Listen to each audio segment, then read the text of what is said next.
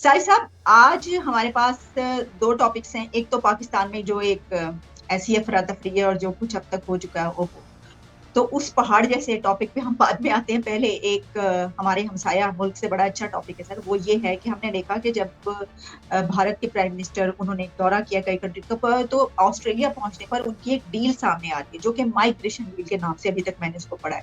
और उसमें उन्होंने अपने नौजवानों के लिए, अपने लोगों के लिए, दोनों कंट्रीज के लिए जो है वो बड़ा कमाल का एक काम किया। तो साहिब साहब, पहले तो मैं जानना चाहूंगी कि इसके ऊपर आप क्या कमेंट करना चाहते देखिए, मैं जो ये तो भी ऑस्ट्रेलिया का तो मेरा ख्याल में मोदी साहब का आखिरी स्टॉप होगा, लेकिन उससे पहले वो जापान के दौरे पर गए। वहां से हिरोशिमा में उन्होंने जाके इंदिरा गांधी का स्टैचू उसका उन्होंने इफ्तिताह किया।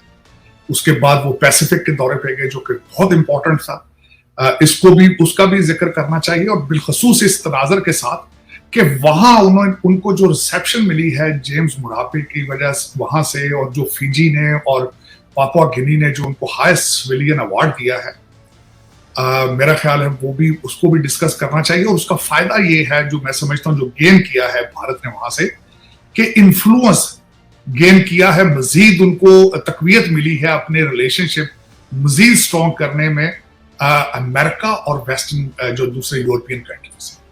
उसकी वजह यह है, जो जेम्स मोरापे ने वहां पे जो ये कहा है कि we are victim, we are in the middle of both super powers, America और चाइना, और उसमें please you become our advocate. So उन्होंने अपने सारे फॉरेन पॉलिसी की चाबियां जो हैं वो मोदी साहब को पकड़ा दी हैं। और उससे वो मजीद भारत फायदा उठाएगा। और उसके बाद अगले स्टेप पर वो आए जब ऑस्ट्रेलिया में, तो ऑस्ट्रेलिया में देखा ही होगा आपने जिस तरीके का प्रोटोकॉल उनको मिला, जिस तरीके से उनको रिसेप्शन। एक तो उनको फायदा ये होता है कि उनका डायस्पोरा जो होता है, एक तो भारत की आबादी बहुत ज्यादा है, जहां जाते हैं खचाखच हाल जो है वो भर जाते हैं। और दूसरा, ये मैं क्रेडिट दूंगा भारत को, जिसमें मोदी साहब से पहले का काम हो रहा है कि वहां के जो इंस्टीट्यूशन है, जिस तरह के इंडिया इंस्टीट्यूट ऑफ टेक्नोलॉजी है। मुझे आज याद है कि मैं तकरीबन 20 साल पहले, 15 साल पहले गया ऑस्ट्रेलिया, तो वहां पे आईटी के जो लोग थे भारतीय, वो इतने, जब सुबह और शाम ट्रेनों के अंदर भरे हुए होते थे वो तो मैं 15-20 साल पहले ही देख आया था। लेकिन ये कि उनके डायस्पोरा और डायस्पोरा की एजुकेशन, स्टैंड ऑफ एजुकेशन, ये इसको भी अप्रेज करना होगा। और उसी का रिजल्ट है आज के, जब वो 20,000 लोगों ने वो जो हाल भरा सिडनी में, तो वहां पे जो उनके पीएम थे उनको कहना पड़ा कि इस हाल के अंदर ब्रूस्टीन है जो सिंगर थे, उससे ज्यादा प्रोटोकॉल जो है इनको मिला। That was remarkable। फिर उसके बाद मेरा ख्याल में अब मोदी साहब जो है इतने अरसे से वो he has become a performer matter of fact। और दूसरा, आर्टिफिशियल इंटेलिजेंस ने जो एक तस्वीर बनाई जिसमें मोदी साहब को एज ए सिंगर दिखाया गया, उसने एक कमाल अलग किया। लेकिन अब वो he has become a performer in the same time, कि वो उनको पता है कि स्पीच किस तरह देनी है, डिलीवर किस तरह करनी है। उन्होंने वहां पे एक हैरिस पार्क है, उसके अंदर भारतीय चाट का जिक्र किया, फिर वहां उन्होंने लोकल जलेबियों की जिक्र किया। मैं यहाँ पे ये भी बताना चाहूंगा खासकर कि ऑस्ट्रेलिया के अंदर 4 एमपीज हैं इस वक्त इंडियन निजात के, और 14 उनके दूसरे जो सूबाई असम्बलियां वहां पे उनके मेंबर हैं। और फिजी के अंदर जब गए, वहां पे 35 इंडियन निजात एमपीज हैं। तो ये भारतीय इंडियन डायस्पोरा का की स्ट्रेंथ ये है। अब बातें उस पर माइग्रेशन पॉलिसी पे बात की गई वहां पे, और उस पर मैं साथ ये सिर्फ माइग्रेशन पे बात नहीं हुई वहां पे।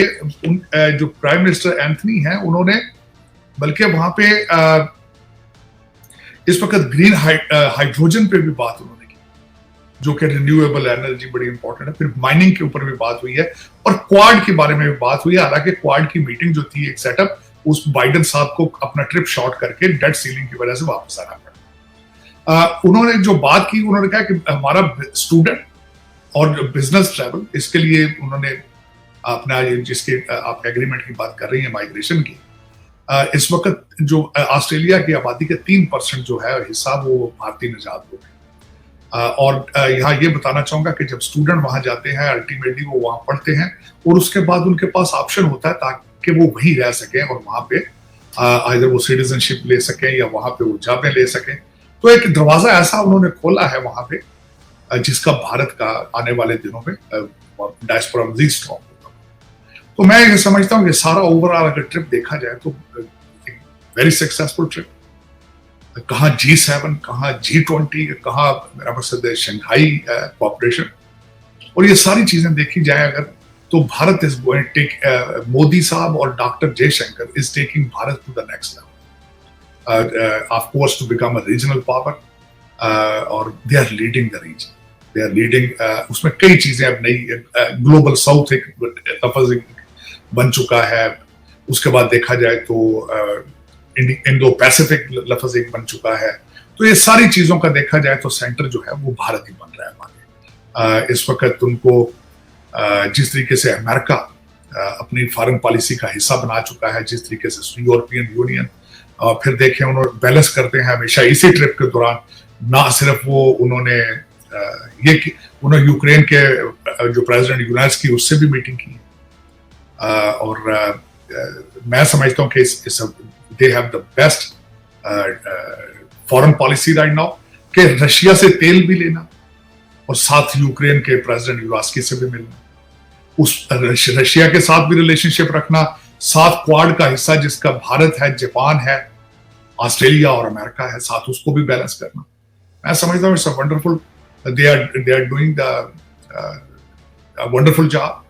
Credit goes to doctor Jaishankar, matter of fact. और उसमें दूसरी साइड पे अगर देखा जाए, मैं तो हमेशा एडवोकेट रहा हूं इस चीज का कि पाकिस्तान को to moving forward to have settle down their issues with Bharat, उनके साथ डायलॉग शुरू करना होगा उनको। This is matter of your national interest. और अगर फ्यूचर में, क्योंकि इस वक्त जो हालात इस वक्त पाकिस्तान में चल रहे हैं, Pakistan is going through a bipartisan right now, Pakistan is in the emergency room, और you don't have no choice. You have to overcome whatever is going on in Pakistan right now and start thinking about the economy, digital Pakistan. You have to move towards the future. और उसमें आपको मेरे ख्याल में अगर जाती तौर पे पूछा जाए, this is a perfect time. During this trip में मोदी जी ने एक स्टेटमेंट, मोदी साहब ने एक स्टेटमेंट दी थी कि he is interested in having a better relationship with Pakistan. तो मेरे ख्याल में अपॉर्चुनिटी कहीं ना कहीं से स्टेप शुरू करना चाहिए। दूसरी साइड पे देखता हूं तो इस वक्त जो भारत के अंदर जो मीटिंग चल रही है कश्मीर में, उसको काउंटर करने के लिए बिलावल साहब भी आजाद कश्मीर के दौरे पे हैं। उन्होंने एक दो फिर उसी तरह की स्टेटमेंट्स छोड़ी हैं। उन्होंने कहा कि I am not only a prime minister, foreign minister of Pakistan, I am a foreign minister of Azad Kashmir, and I am a foreign minister of मकबूजा कश्मीर एज वेल। तो ये सारी चीजें हालात को डिस्टेबलाइज करती हैं। मेरा ख्याल में इन चीजों से इस्तेमाल करके पॉजिटिविटी की तरफ जाना चाहिए। मेरा जो मैं जो समझता हूं कि 21st सेंचुरी के अंदर it's not a century for wars. अब देखें, एक मिसाल छोटी सी है कि सीरिया ने सारा कुछ तबाह करने के बाद 13 साल गुजारने के बाद, अपनी जंगों के बाद फिर अरब लीग में आ गई। यमन के साथ सारा करने के बावजूद अब Saudi Arabia is fixing relationship with. तो इन सारी चीजों को खत्म करके, और अगर ईरान और सऊदी अरेबिया एक टेबल पर बैठ सकते हैं तो व्हाई नॉट पाकिस्तान और भारत, जब उसमें खास कर अगर फोकस किया जाए to fight against the poverty, to fight against the other issues we face in Pakistan specially. इस वक्त भारत को जरूरत नहीं है आपके साथ रिलेशनशिप की, आपको जरूरत है टू बिकम नॉर्मलाइज। और उसमें मैं सारी चीजें देखता हूं, पाकिस्तान को एक बड़ा फाइन बैलेंस आगे फ्यूचर में लेके चलना होगा। भारत के साथ भी रिलेशनशिप बेहतर करने होंगे, और पाकिस्तान के सर्वाइवल का आगे फ्यूचर है। सी पैक को दोबारा रिस्टोर करना होगा। सी पैक और ये दोनों को किस तरह बैलेंस करना है, दैट इज एन इशू। मैं समझता हूं कि जिस तरीके से चाइना इज ग्रोइंग, और चाइना जिस तरीके से सी पैक में इंटरेस्टेड है, जिस तरह आपको पिछले दिनों जब आपके आर्मी चीफ चाइना गए और उन्होंने आपको एक रेलवेज का एक जो प्रोजेक्ट दिखाया, मेरे ख्याल में आप you need to move forward towards China. America has dropped you as a partner, और जब से after the fall of Kabul you are not relevant anymore for Americans. तो मेरे ख्याल में Pakistan need to focus on CPEC, better relationship with Bharat, और learn things from Bharat and Bangladesh at the same time. Okay, तो जैसा कि आपने कहा कि एक वो जबरदस्त ट्रिप कर रहे हैं, और वहाँ पे हम जो माइग्रेशन डील की बात कर रहे थे, तो वहाँ के नौजवानों के लिए वहाँ पर अब वीजा आसानी के लिए, जॉब्स के लिए ऑस्ट्रेलिया में निकलेंगी बहुत सारी पोस्टें, और इस तरीके से उनके नौजवान तरक्की करेंगे। तो साई साहब जरा हमारे अपने नौजवानों की तरफ आ जाए, तो उनके ऊपर तो आज जो बम पे बम फटा है, इमरान खान पे तो जो आफतों के पहाड़ टूटे हैं एक दिन के अंदर, और एक रात के अंदर तो वो मतलब शायद जिंदगी में उनके साथ इतना बुरा आज तक कभी नहीं हुआ होगा, जो कि एक दिन के अंदर, चंद घंटों के अंदर सारी उनकी पार्टी टूट गई है और खत्म, पीटीआई खत्म हो गई है। इमरान खान की सियासत अब खत्म हो नजर आ रहा है, लेकिन ये बात कही जा रही है कि उनके ऊपर बैन लगाया जाएगा इमरान खान को और उनकी पार्टी भी कलअदम करार दी जाएगी। वो तो पहले ही टूट गई, वो क्या आप उस कलअदम करार देना या ना देना। तो आप इस सारी सिचुएशन में आपका क्या कमेंट है? इसमें आलिया, ना सिर्फ एक खान साहब की अगर चीज को पढ़ना हो तो देखना हो तो इस तनाजर से देखना होगा कि भुट्टो साहब किस तरह क्रिएट किए गए थे, भुट्टो साहब के फाउंडर कौन थे। फिर अगर तीन ही पार्टियां हैं, फिर आपको यह भी देखना होगा कि नवाज शरीफ साहब के फाउंडर कौन थे। फिर आपको देखना होगा कि ये प्रोजेक्ट इमरान खान किस तरह चला। 2013 के पास आपको जाना पड़ेगा, एक सीट जो होती थी वो भी परवेज मुशर्रफ ने मेरे ख्याल में इन पे तरस करके इनको मियां वाली सीट दी थी। और खान साहब का बैकग्राउंड है क्या, ये आपको पढ़ना होगा। खान साहब को लाने वाले